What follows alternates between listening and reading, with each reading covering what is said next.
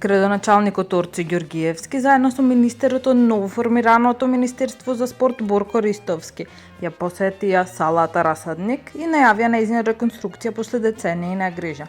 Проектот се очекува да чини околу 1,5 милиони евра и ќе биде финансиски покриен од Министерството за спорт.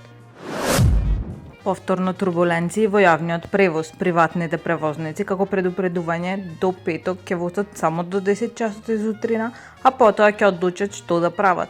Велат дека бараат од град Скопје финансии за да можат да продолжат да ги услужуваат граѓаните.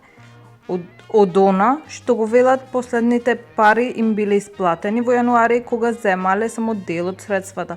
Во меѓувреме имале средба со директорот на ЈСП Скопје, кој сега е разрешен и кој им ветил дека постепено ќе им се испраќаат за останатите средства, како и дека до септември целосно ќе им го исплати долгот.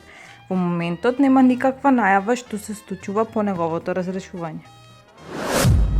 На територија на град Скопје изречени се вкупно 146 казни, меѓу кои за возење без возачка дозвола 15 санкции, 3 мерки за користење на мобилен телефон при управување, 4 мерки за некористење на сигурносен појас, 3 санкции за минување на затворен сигнал црвено светло. Изречени се 43 санкции за прекршоци што ги чинат возачи на мотоциклисти, 5 мерки за нерегистрирани возила. Од Министерството за внатрешни работи додаваат дека сообраќајните контроли продолжуваат и во наредните денови. На втората седница, владата на Република Македонија донесе одлука да ја врати металната ограда околу владината зграда. Оградата која беше поставена во 2015 година во време на поранешниот премиер Никола Груевски, а извадена во 2019 година од Зоран Заев за објектот да биде отворен за граѓаните, повторно ќе биде поставена околу објектот. Таму е Скопје, град мој љубав лише, што ми расуте сни.